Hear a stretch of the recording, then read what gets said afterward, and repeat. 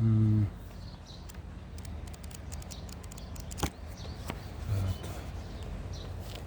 신경 끄고 싶어요. 공감 능력에 신경을 끄고 싶다. 우리는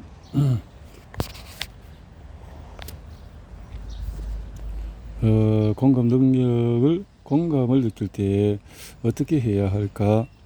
앞으로 살펴보겠지만, 공감에 잘 대처하려면 주의력, 감정 조절, 상상력이 필요하다. 이런 수단이 없이 공감에 전문식으로 반응하다 보면 자칫 감정적인 혼란에 빠지기 쉽다. 공감 프로그램은 우선 분류 작업에 들어간다. 공감이 어디에서 또는 누구로부터 오고 어디서 어디에 속하는지를 이해해야 한다.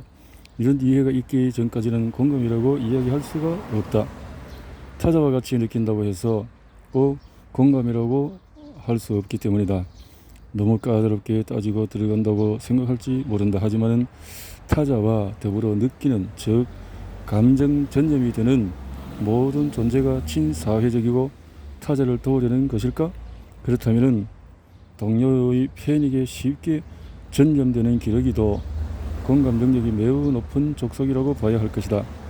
감정 전념과 공감의 차이를 설명하는 것은 힘들다.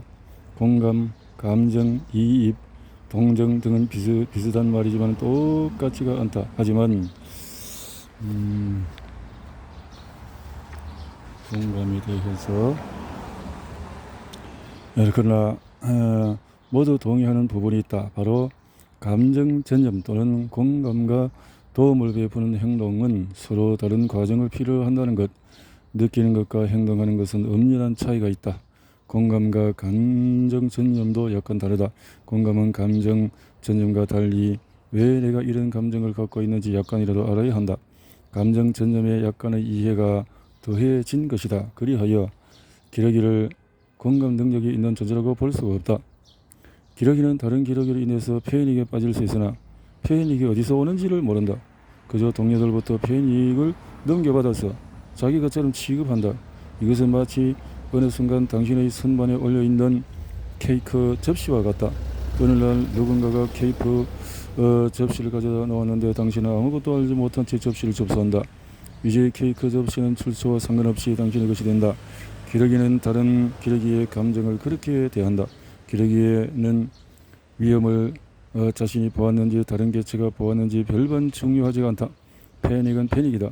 따라서 다른 기러기를 생각하지 않고 그저 자신에게 안 좋다는 것만 생각한다. 이는 나에게 다가오는 위험을 면하기 위해서 상당히 중요하다. 하지만 이런 감정 전념은 높은 수준의 사회인지와 별 상관이 없다. 이해가 필요하지 않다. 자기 생존과 필요를 지향할 뿐이다. 우리는 늘 이런 식으로 행동한다면 텔레비전에서 눈물에 휩싸인 사람들을 보고 깜짝 놀라서 따뜻한 약물부터 찾아 신을 것이다.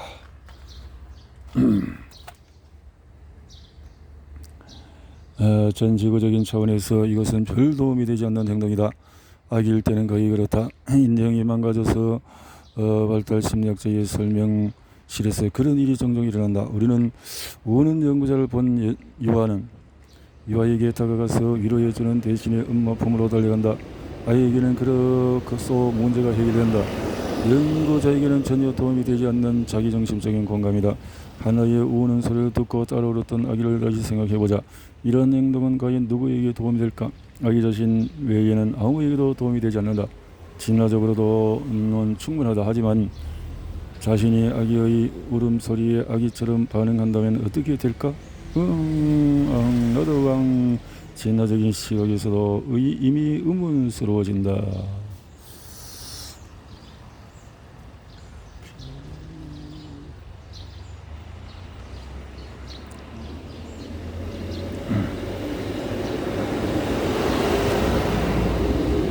이웃집 정원형 호수에서 물이 줄줄 새고 있는 것을 봤다면 우리 집 호수를 잠글 것이 아니라 이웃에 가서 알려줘야 할 것이다.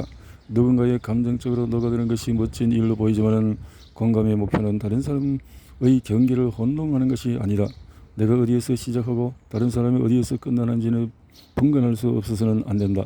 감정적으로 녹아드는 것은 상대의 감정을 더 잘 이해하게끔 해주지도 않는다. 그렇게 되면 자신의 감정과 타자의 감정을 구분하는 것이 어려워진다. 당신은 유쾌한 것을 만지고 있는 상대와 달리 지렁이가 담긴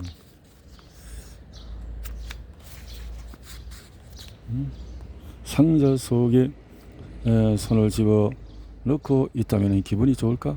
반대로 상대가 지렁이를 만지며 구역질을 느끼고 있다면 당신도 비단과 공작 깃털 또는 베네딕트 컴버배치의 곱슬머리로 만든 소를 만지면서 구역질을 하려고 할까?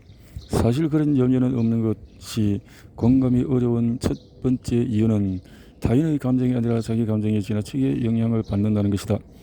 그렇다면 내는 자기 감정과 다른 사람의 감정을 어떻게 구분할까? 내 스캔 영상을 보면 자기가 느끼는 것과 다른 사람이 느끼는 것에 따라서 뇌의 활성화 패턴이 달라진다. 본인이 감정을 느낄 때는 체감각 피질이 관여한다. 그리고 독립적인 개인으로서 지극하도록 도와주는 뇌의 또 다른 영역이 활성화된다. 따라서 내가 헷갈림을 예방해 주는 것이다. 감정이 일치하지 않아서 자신의 감정을 억눌러야 할 때는 연상화라는 영역이 투입되는데 이런 영역에 장애가 있으면 지각은 상당히 자기중심적으로 된다. 아동과 청소년에 특히 자기중심적인 경향을 보이는 것도 이 부분이 아직 완전히 발달하지 않았기 때문이다. 이런 영역이 아직 성숙하지 못한 탓에 아이들은 방안에注意力을 빼앗는 다른 흥미로운 것이 있으면 제대로 집중하기가 어렵다. 나이가 들면서 60세 이후에는 자기중심적인 편향이 다시 증가한다. 감정적인 자기중심성. 하지만 이런 경향은 어느 정도 일생동반된다. 그래서 가까운 친구들을 대할 때는 한층 더 자기중심적으로 행동하게 된다. 친한 친구가 있어서 좋은 점이 좌절이나 수치심 같은 복잡한 감정도 함께 나눌 수 있는 것이 아니겠는가? 나쁜 점은 친한 친구와 함께 할 때에는 자신의 시각을 포기하기가 힘들다는 것이다.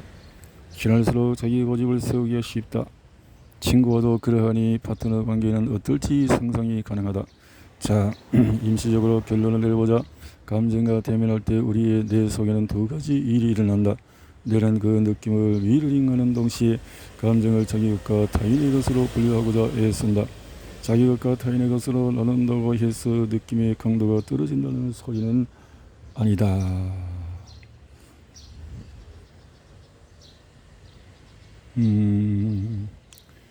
느껴지는 괴로움이 누구의 것인지 아는 것은 감정을 약화시킨다기보다는 더 정확하게 만들어준다고 해야 할 것이다.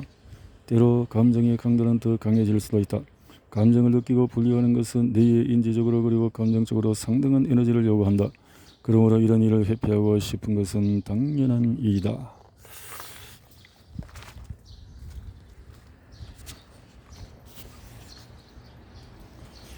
기꺼이 감정을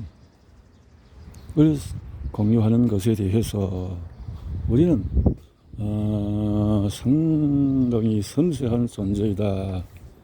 밥을 먹을 때도 타인을 배려해서 하려고 한다. 이런 거죠. 감정적인 존재, 감정이입이 되어져서 자기의 머리에서 판단을 할 수가 있어야 한다라는 거죠. 기꺼이 감정을 공유하는데 그도 그럴 것이 갑자기 나쁜 감정이 밀어닥치면 그것에 휩쓸릴 우려가 있기 때문이다. 공감이 어려운 두 번째 이유는 바로 우리가 감정이 휩쓸려 버릴 수 있다는 것이다. 이를 피하기 위해서 뇌는 여러 가지 대안을 모색한다. 대안은 많다. 하지만 실험하기 쉽지 않은 것도 있다.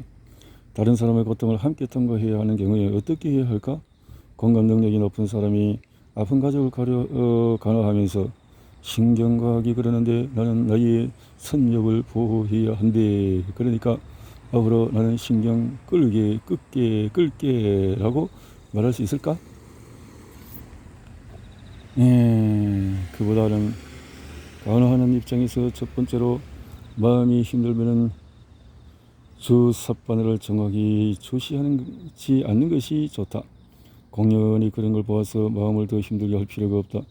두 번째로 주사바늘을 보지 마자 이 말이죠. 주사바늘을 공통으로 얻는 유익에 집중하자. 고통의 좋은 측면을 자꾸 생각하면 마음이 덜 아프다. 세 번째로, 주의를 다른 곳으로 돌리는 것이 효과적이다. 주석바늘을 찌르는 데 시선을 고정시키지 말고 머리띠에 손이 몇 개에 나오는지 세어보는 지시를 받는 경우에 실험 대상자의 뇌에서 고통을 느끼는 중추가 활성화되지 않는 것으로 나타났다. 따라서 벽을 보고 타위를 세라.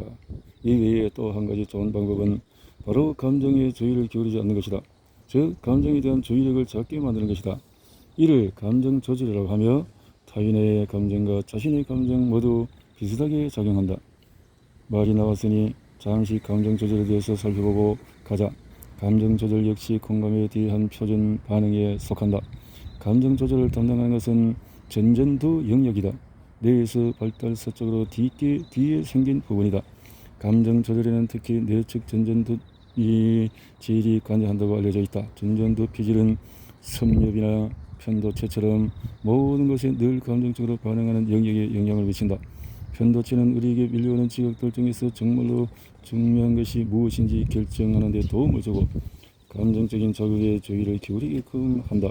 그런데 이때 전전두 피질이 감정에만 치중하지 않도록 함으로써 우리의 행동을 더 유연하게 해준다. 뱀을 보았다고 해보자. 일단은 표준적인 충격 반응이 일어날 것이다. 하지만 내 속의 더 복합적인 중추, 전전두 피질이 뛰어들어서 대안을 내놓게끔 도와준다. 당신은 두려움에 굴복할 수도 있다. 종종 두려움에 굴복하는 것이 아주 나쁜 선택은 아니다. 하지만 예전에 배운 과학 지식을 상기하며 크고 둥근 동공을 봐. 지난번에 들었잖아. 이건 위험한 종류는 아니야? 라고 혼잣말로 할 수도 있다. 또는 안심해. 이것은 동물원이야 라고 말할 수도 있다. 이제 뇌의 깊숙한 영역, 편도체 등의 이를 이해시켜야 한다. 하지만 쉬운 일은 아니다. 편도체에서 전전두 피질로 이어지는 연결이 반대로 전전두 피질에서 편도체로 이어지는 연결보다도 훨씬 많기 때문이다. 그리하여 이성이 감정에 영향을 미치는 것보다도 이성이 감정에 영향을 미치는 것보다도 이성에 영향을 미치는 것이 훨씬 쉽다. 이성의 이성이 그렇다고 비이성적인 두려움을 부끄러워할 필요는 없다. 이성은 비행기가 자동차보다도 사고율이 더 적다는 것을 알고 있다. 다만 뇌의 나머지 부분과 잘 소통하지 못할 뿐이다. 한편 감정 조절을 크게 공세적인 것과 수세적인 것으로 나뉜다. 공세적으로 접근하는 것은 상황을 더 나은 것으로 변화시키는 것, 아니면 긍정적으로 재해석하든가 하는 것이다. 다만 어느 때는 노련하게 어느 때는 서툴게 할 수 있다. 어쨌든 실수로 배웠어라고 생각하는 것에서 신은 내게 술에 취해서 차를 참나무에 받기를 원하셨나봐 라는 생각에 이르기까지 말이다. 수세적인 전략은 상황에서 도망해버리거나 부정적인 감정을 억누르거나 더 이상 생각하지 않고 신경을 꺼버리는 것이다. 즉 거리를 두는 것이다. 그러기 위해서도 몇몇 뒤늦게 발달한 내 영역이 필요하다. 이를 의식적으로 훈련할 수가 있다. 다만 최상의 전략은 아니다. 억누를 것이냐 재해석할 것이냐 어떤 전략을 선택하든 쉬운 결정은 아니다. 그러나 대부분의 상황에서 재해석이나 더 좋은 선택으로 보인다. 더 재해석이 슬픈 영화를 보고 감정적으로 헤어나오는 것이든 부부간의 갈등을 겪고 있는 것이든 간에 재해석이 부정적인 감정을 다루는 데 더 효과적이기 때문이다. 긍정적인 재평가라고 불리는 재해석은 전전두 피질과 편도체 간의 영역을 강화시키며 이것이 잘 기능할수록 우리는 기분이 좋아진다. 뇌의 두 부분의 연결은 우리가 어느 정도로 두려움을 느끼는지를 결정한다. 반면에 감정을 종종 억누르는 사람들은 섭렵이 더 큰 듯하다. 억압이나 재해석이냐의 결정은 우리의 지각에 영향을 미친다. 연구 결과에 따르면 우리는 긍정적으로 재해석 자극을 억압한 자극보다 더 잘 기억한다. 두 사람이 다투었는데 한 사람은 재해석하고 새롭게 평가한 반면에 다른 한 사람은 감정을 억눌렀다고 하자. 그러면 재해석한 사람이 다툴 때에 자기가 무슨 말을 했는지 더 잘 기억한다. 억누른 사람은 모호한 동시에 감정적 기억만 가지고 있다. 상처만 받았지만 왜 상처를 받았는지 모른다면 어떻게 오해를 풀 수 있을까? 지난번에 당신이 이렇게 말했잖아 하면서 옛 이야기를 도마 위에 올리지 못한다면 다음 다툼에서 어떻게 이길 수 있을까? 한편 타인의 고통에 대해서도 우리는 공세적인 태도와 수저적인 태도를 취할 수가 있다. 어떤 감정이 갑작스럽게 밀어닥치면 우리는 그 감정을 스스로 조절하고 행동 능력을 확보하고자 한다. 그리고 여기서도 두 가지 전략을 구사할 수 있다. 재해석하여 흐름을 돌리든지 아니면 감정의 물결을 막아버리든지. 위에서 우리는 재해석하고 돌리는 방법이 더 지속 가능하다는 것을 배웠다. 댐을 쌓아 물결을 막는 방법은 우리가 가진 훌륭한 사회적인 반사 능력을 포기하는 것이기 때문이다. 그리하여 우리는 다시 공감에 이르렀다. 감정을 거스르는 방법은 거의 좋지 않다. 1960년대의 유명한 밀그램 실험은 앞서 보았던 원숭이의 쥐를 대상으로 한 전기 충격 실험의 인간 버전이라고 할 수 있다. 피실험자는 단추를 눌러서 다른 사람에게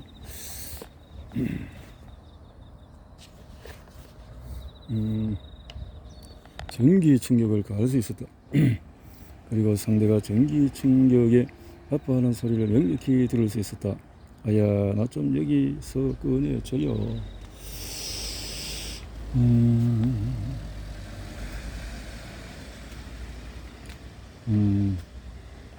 이 실험은 동물을 꺼리는 것은 인간이 가까이 할까라는 질문을 던졌다. 인간은 배고프기 때문이 아니라 거리에서 보이는 사람이 가역적인 이유를 대며 지시하면 그 행동을 할까? 그랬다. 실험 대상자는 학습 능력을 개선시키게 한다는 명목으로 학생에게 강도 높은 전기 충격을 가하도록 요구받았고 실제로 그렇게 했다. 그것도 대다수가 말이다. 어떤 사람은 악한 충격만을 가했고 약한 충격만을 가했고 어떤 사람은 생명이 위험할 정도의 강한 충격을 가했다. 이로써 자기중심적인 편향과 감정에 휩쓸리는 것 외에 공감에 실패하는 세 번째 이유가 등장한다. 바로 인간은 공감을 억누를 수 있다는 것이다. 다른 사람이 고통을 받을 때 느껴지는 거부감을 극복할 수 있는 것이다. 최소한 이유가 있을 때에도 또 이유라고 여길 만한 것이 있을 때는 말이다. 우리의 높은 인지 능력은 사회적인 능력에서 유연성을 발휘하게 해준다. 이 점은 좋기도 하고 나쁘기도 하다. 이로 인해서 공감을 억누를 수도 있지만은 모든 자극에 폭력적으로 반응하지 않으며 성충동을 성공적으로 억제할 수도 있기 때문이다. 스스로 더 많은 공감을 느끼게끔 할 수 있다. 같은 내용력을 활용하여 감정을 불러일으킬 수도 있고 억제할 수도 있다. 감정 조절은 일방통행이 아니다. 우리는 이런 섬세한 사회적 능력을 가지고 일상을 살아간다. 자기 통제가 뛰어난 사람은 직업적으로 더 성공하고 사회생활을 더 잘하며 잘 나쁘지도 않고 의심스러운 물질에 중독되는 경우도 드물다. 통제력은 우리에게 다양한 행동 선택지를 제공해준다. 함께 아파할지 담담하게 있을지 다른 데로 주의를 돌릴지 또는 술책이 쓰거나 거짓말을 하거나 살인을 하거나 수동적으로 어깨를 으쓱하는 것도 선택지에 들어간다. 선택. 이제 우리는 내가 타인의 감정을 어떻게 대하는지 잘 알게 되었다. 내는 타인의 감정을 일단 받아들인 다음 그것이 누구에게 속한 것인지 분류하고 감정을 적절히 조절하고자 한다. 그러므로 감정에 지나치게 부담을 느끼지 않으면서 타인의 감정을 자기 것과 혼동하지 않고 또한 감정을 완전히 억압해버리지 않도록 주의해야 할 것이다. 그렇다면 이제 우리는 감정으로부터 내는 어떤 결론을 낼까 하는 문제를 살펴보기로 하자. 그래서